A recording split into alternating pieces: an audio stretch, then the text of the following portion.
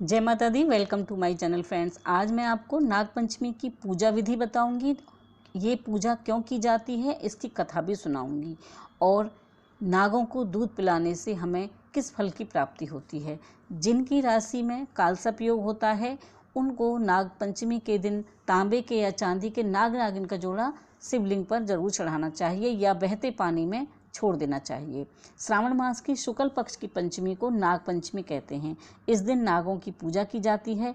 गरुड़ पुराण में ऐसा लिखा गया है कि नाग पंचमी के दिन घर के दोनों बगल में नाग की मूर्ति बनाकर या काले कच्चे कोयले को दूध में घिसकर उससे नाग की आकृति बनाएं और उसको दूध से, घी से, रोटी से, दूध में जवे बनाकर, खीर बनाकर, उस दूध के से बने जो भी हमारे पदार्थ होते हैं, खाने की चीज़ें होती हैं, उनसे उनका पूजन करना चाहिए।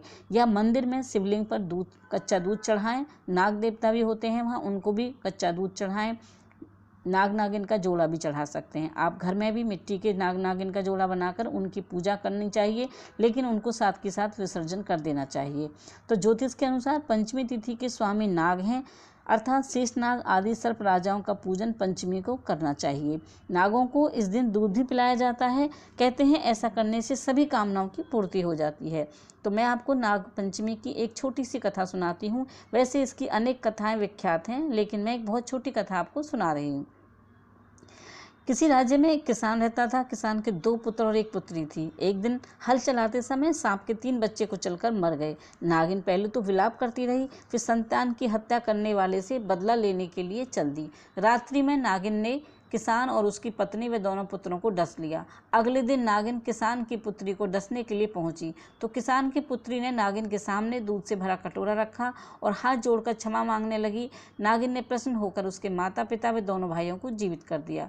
उस दिन श्रावण शुक्ल पंचमी थी। तब से नागों के प्रकोप से बचने के लिए इस दिन नागों की पूजा की जाती है तथा दुग्ध आदि पिलाया जाता है। नाग पंचमी के बहुत सारी कथाएं हैं, मैंने एक छोटी सी कथा सुनाई है। वैसे कहते हैं नाग दूध कभी नहीं पीते हैं, इसलिए एक लोटे में कच्चा दूध गंगा जल डालकर शिवालय में जाकर मंदिर पर शिव जी पर एक लोटा दूध का कच्चा दूध मिला, उस जिसमें मीठा, काले तिल, शक्कर डाल सकते हैं आप और गंगा जल डाल सकते हैं।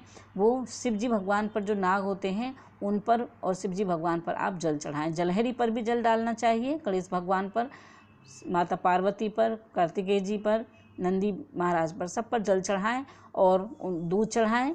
उनको मीठी चीज़ का भोग लगाएं, जैसे बतासे भी चढ़ा सकते हैं आप, दूध से बने कोई पदार्थ चढ़ा सकते हैं। दीप जलाएं, अपनी गलतियों की क्षमा मांगें और नाग देवता हमसे कोई भी भूल अनजाने में हुई है हमें क्षमा करें और दीप जलाएं। धूप दीप से उनकी आरती करें।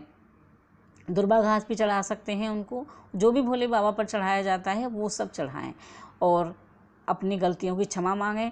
अगर आपके ऊपर कालसर्प योग है, राहु की दशा है, काले तिल चढ़ाएं और भगवान से प्रार्थना करें कि हमारे जो भी बुरे ग्रह नक्षत्र हैं उन सबको शांत रखना और अपनी कृपा हम पर बनाए रखना। तो इस तरह से आप नाग पंचमी की पूजा कर सकते हैं। आप खीर का भोग लगा सकते हैं, शिव मंदिर में जाकर बांट भी सकते हैं और ये सब का पूजा करने के बाद किसी गरीब को खाना खिला सकते हैं। तो उससे आपके सभी मनोकामनाएं पूरी होती हैं। आप नाग नागिन का, चांदी का और तांबे का, दोनों में से कोई भी नाग नागिन का जोड़ा शिव जी पर चढ़ा करा सकते हैं शिवलिंग पर, और नहीं तो बहते पानी में डाल सकते हैं। तो इस तरह से अगर मेरी वीडियो आपको मैं जो दे रही हूँ वो पसंद आए तो प्लीज़ लाइक कीजिएगा। और भी अच्छी वीडियो मैं आपको देती रहूँगी। मैं आपको बता रही हूँ कि नाग पंचमी को किस तरह से पूजा करनी चाहिए, उसके उपाय बताए हैं, कथा बताई है। आई होप कि वीडियो आपको पसंद आई होगी। तो वीडियो पसंद आए तो प्लीज़ लाइक कीजिएगा, शेयर कीजिएगा। Till then bye bye. जय माता दी, पम भोले।